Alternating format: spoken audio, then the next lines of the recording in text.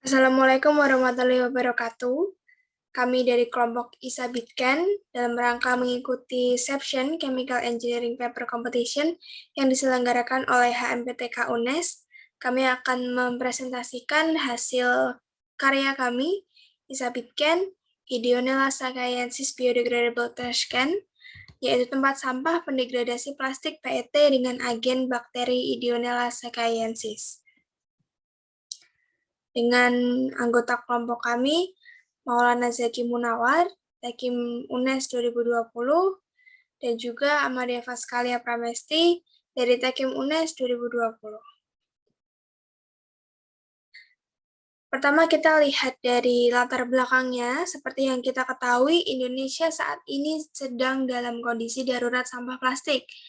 Penggunaan plastik ini terus meningkat hingga rata-rata 200 ton per tahun. Kemudian dapat didapatkan juga sebuah data yang mengatakan bahwa pada tahun 2019, produksi limbah di Indonesia ini mencapai jumlah 175.000 ton per hari atau setara dengan 64 juta ton per tahun. Seperti yang kita lihat di gambar ya, seperti ilustrasinya, beginilah kondisi Indonesia dengan ya sampah plastik di mana-mana begitu ya. Nah, sampah plastik ini kita sudah ketahui bahwa daya urai plastik ini sangat amat lama sehingga banyak dampak negatif yang ditimbulkan dengan adanya timbunan plastik begitu ya. Dari pencemaran akan menyebabkan pencemaran lingkungan, kemudian juga akan mengganggu aktivitas kehidupan manusia maupun hewan. Nah, sampah plastik yang tertumpuk ini sebagian besarnya adalah berjenis PET atau polyethylene terephthalate. Nah, plastik PET ini adalah salah satu plastik yang kokoh begitu ya, yang memiliki resistensi yang baik terhadap reaksi kimia. Nah, itulah mengapa plastik PET ini sering digunakan untuk dibuat menjadi plastik pembungkus makanan gitu ya, karena tahan tahan dari udara luar begitu. Jadi makanan ini aman, dan kita juga sudah lihat di timbunan plastik yang banyak di lingkungan kita ini, sebagian besar ini terdiri dari sampah-sampah makanan atau minuman begitu. Nah, plastik PET ini memiliki umur urai yang sangat lama. Tumpukan-tumpukan PET ini dapat menghambat resapan air dan juga sinar matahari, sehingga kesuburan tanah akan berkurang bila sampah-sampah plastik ini tertumpuk di atas tanah atau air begitu. Nah, plastik PET yang terkena sinar ultraviolet ini akan menjadi ukuran-ukuran kecil yang mengandung bahan beracun seperti BPA atau bisphenol A, dan ini sangat amat mencemari lingkungan begitu ya, walaupun tidak terlihat, tapi senyawa-senyawa yang dihasilkan oleh paparan sinar ultraviolet ini akan memecah kandungan berbahaya yang akan lepas dan akan mencemari lingkungan dan tanah.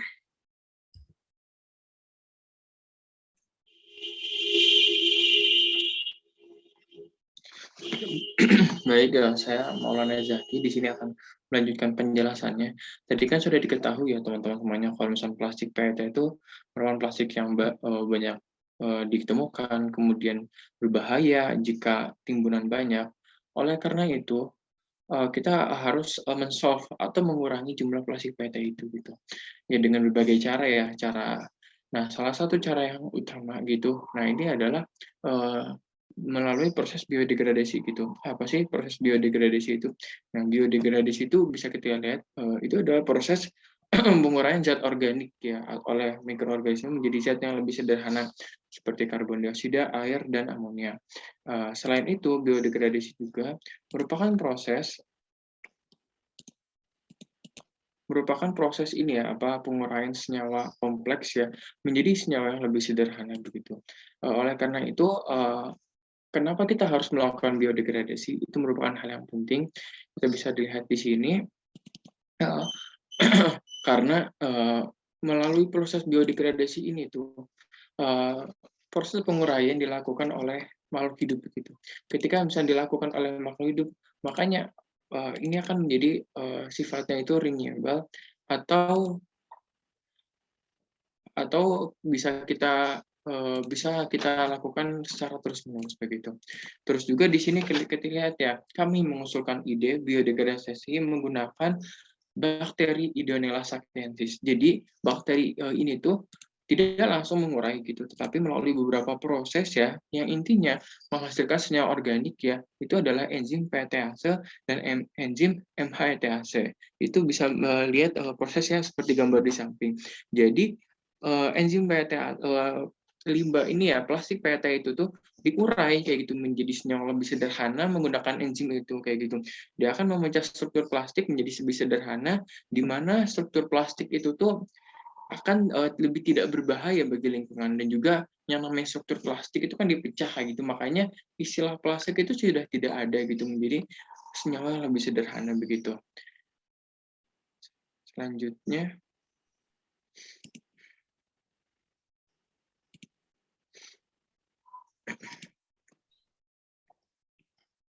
aduh. Jadi inilah inovasi dari kami, yaitu membuat sebuah tempat sampah biodegradable begitu ya, yang dinamakan Isabitcan. Kita bisa lihat prototipenya di sebelah kiri itu ada sebuah tempat sampah yang memiliki 2 bilik begitu. Yang di sebelah kiri itu adalah tempat penampungan plastik film. Jadi plastik yang akan diurai itu dalam bentuk plastik film, dan dimasukkan atau ditampung di dalam bilik yang pertama. Kemudian yang bilik yang di sebelah kanan itu adalah tempat proses degradasi, di mana nanti plastik film itu akan dimasukkan ke dalam tempat proses degradasi, kemudian starter dari bakteri dimasukkan, dan kita tutup begitu. Nah, tempat degradasi ini kita mengadaptasi dari inkubator begitu. Jadi kita membuat kondisi prototipe ini itu kedap dari udara luar dan juga suhunya terjaga, mengingat kita bermain dengan bakteri begitu ya. Dan kita harus menjaga kestabilan suhu antara 30 sampai 37 derajat Celcius dengan pH 7. Sehingga bakteri bisa tumbuh dengan optimal dan dapat mendegradasi, kemampuan degradasinya itu juga optimal begitu.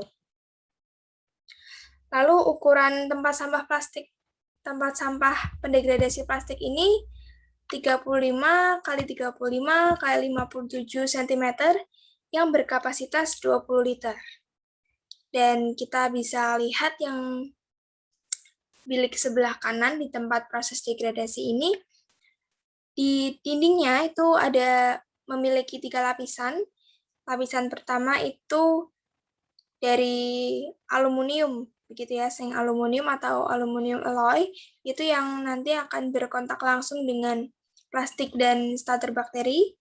Kemudian lapisan kedua ini ada gasket asbestos gitu, yang akan ikut membantu menjaga supaya tidak ada udara yang keluar dan meminimalkan perpindahan panas yang terjadi begitu. Kemudian yang lapisan terakhir yang paling luar ini ada besi. Dan kita juga ada kaca di bagian depan untuk apa? Untuk kita bisa dengan mudah memantau proses degradasi yang sedang terjadi di dalam bilik tersebut. Kemudian tahapan alur produksi Bitcan ini dimulai dengan isolasi dan pengembangbiakan bakteri Ideonella sapiensis. Jadi kita akan melakukan isolasi begitu ya, dan kita akan mengembangkan bakteri tersebut sehingga kita mempunyai starter dan siap untuk digunakan bakterinya untuk proses degradasi begitu. Kemudian selanjutnya adalah pembuatan desain atau prototipe menginstal alatnya. Kemudian yang terakhir kita akan menganalisis pengaplikasian alat. Untuk proses isolasi dan pengembangbiakan bakteri Ideonella sakaiensis ini ada pertama dengan metode Kolominogradsky, kita dimulai mengambil bakteri dari alam begitu dengan Kolominogradsky, kemudian dikultivasi bakteri dengan teknik spread plate. Kemudian setelah kita mendapatkan bakteri tersebut, kita akan memperbanyak bakteri dengan pembuatan suspensi bakteri.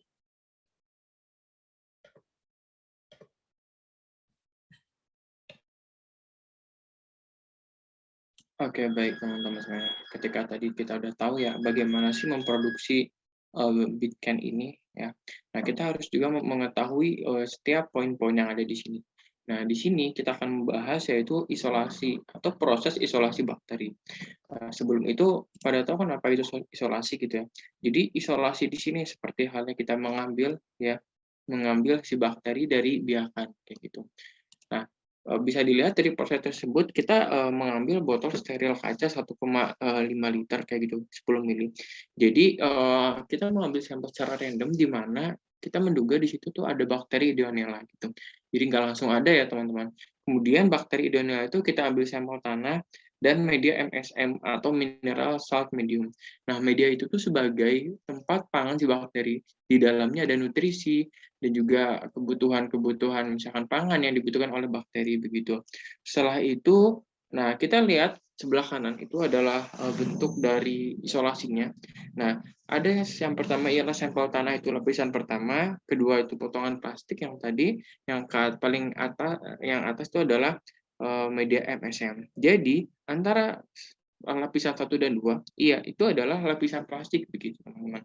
Nah, ya bayangin aja ketika ada plastik ya atau itu di situ kan emang si bakteri itu tuh emang suka ada di plastik ya, kita ambil gitu ya dan memang punya potensi buat mengurai.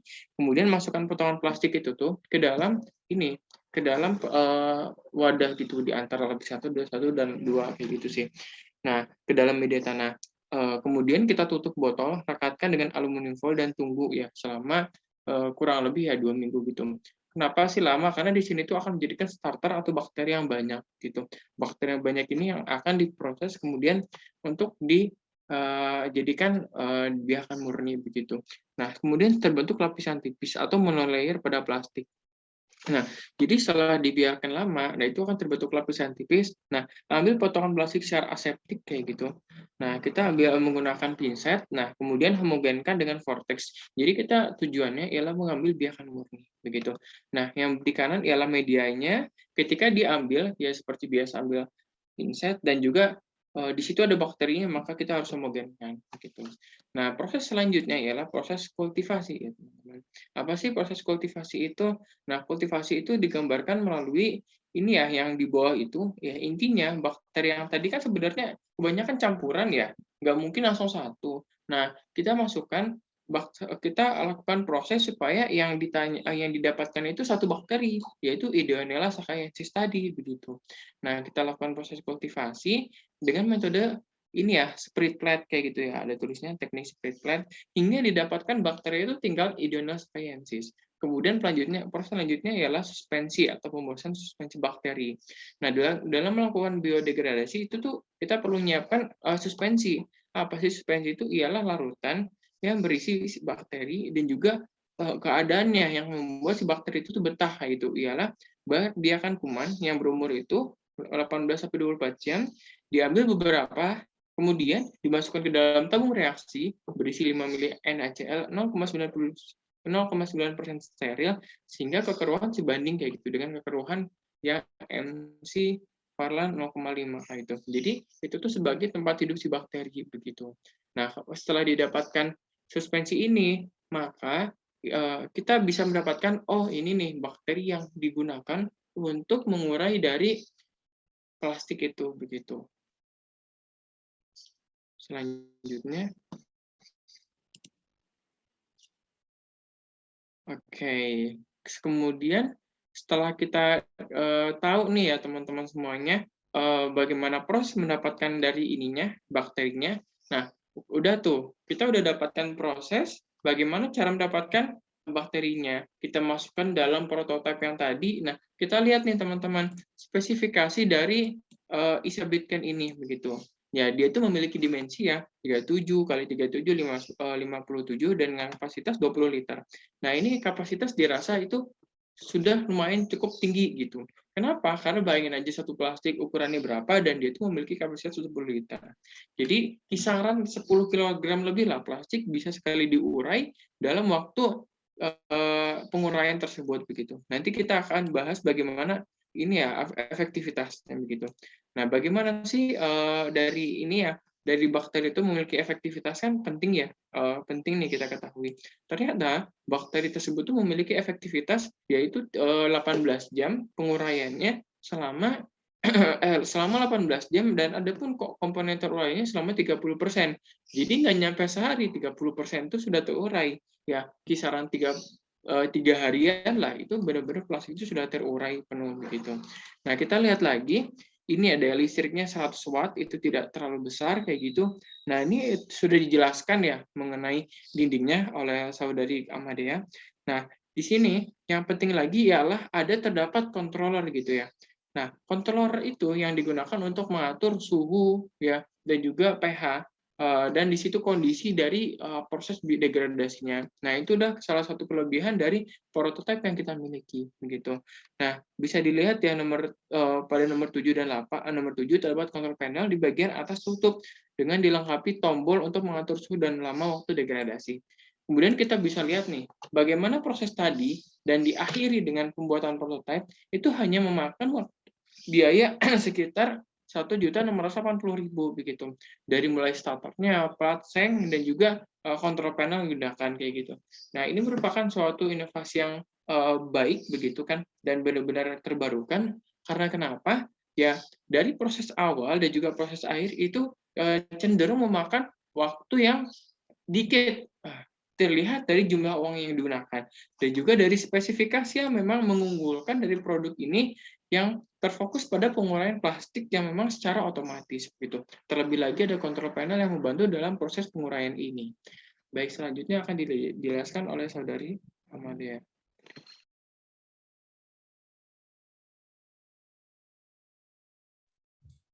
Kemudian kita menilik gitu ya kebermanfaatan ISA Bitcan ini jika kita membicarakan tentang SDG atau Sustainable Development Goals. Kita lihat yang pertama yaitu murah.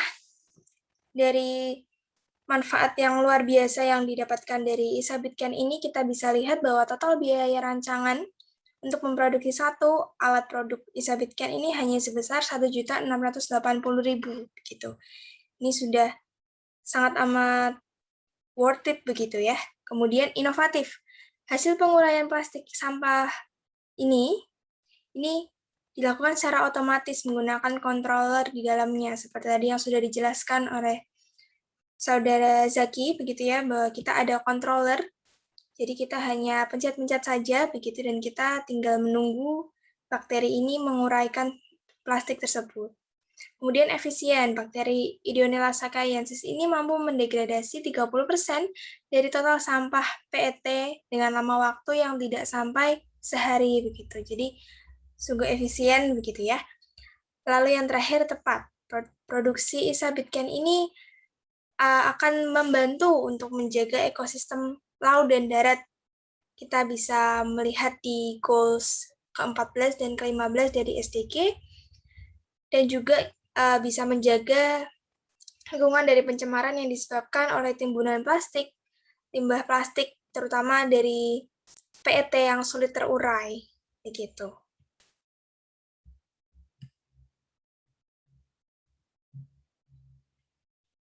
Oke, baik. Jadi ketika sudah kita tahu apa sih kenapa memakai ya ISA Bitcan ini, ini ya apa kita harus tahu pengaplikasian dari sini gitu.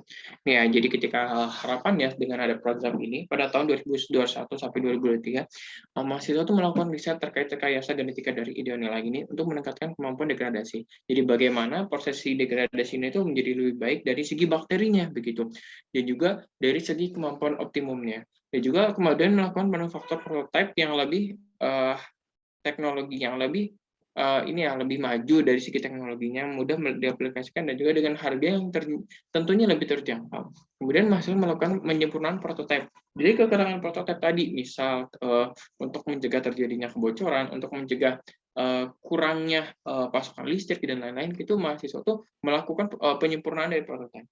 Nah, kemudian selanjutnya itu melakukan penyuluhan gitu. Jadi penting untuk melakukan penyuluhan karena produk ini itu sangat baik kayak gitu ya. Bisa dilihat karena ini itu cocok bagi tempat yang banyak sampah plastiknya, dan juga tempat yang banyak ini ya apa cenderung banyak orang kayak gitu, di mana itu ada sampah juga. Nah, di sini pemerintah memberikan perhatian ya dan dukungan terhadap ini ya inovasi ini ya. Karena bisa dilihat bagaimana sih mudahnya kan ketika kita naruh plastik dan di situ kita hanya mengatur tombol kontrol panelnya, dan di situ sudah plastik sih sudah terurai kayak itu, merupakan inovasi yang bagus juga. Di sini mahasiswa ya, oke, tahun selanjutnya masih mulai pemasaran ya ke ranah industri dan masyarakat kecil, dan masyarakat itu mulai menyuarakan inovasi kayak gini dan sebagai aspek pengelolaan dan aspek ini ya konservasi lingkungan. Dan industri kecil itu mulai menggunakan Isabit Can sebagai ini ya ini ya sebagai sampah atau tempat sampah mereka begitu. Dan ini ya tahun 2027 sampai 2029 itu tuh masyarakat itu menggunakan bisa Bitcoin ini secara masif atau secara terus-menerus kayak gitu sih. Dan pada skala industri, nah Isa Bitcoin itu dapat masuk ini ya dalam produksi industri dan dikembangkan ke skala yang lebih besar kayak gitu untuk mencapai ini ya sustainable development goals ini kayak gitu. Jadi ke depannya saya harapkan ini ya banyak sekali ya para masyarakat yang menggunakan ini, dan juga industri itu percaya kayak gitu sih, bahwa percaya tempat sampah ini itu benar akan bisa mengurai plastik dan juga bermanfaat bagi masyarakat luas. Oke, itu saja presentasi dari kami ya. Mungkin bisa dilihat ya teman-teman.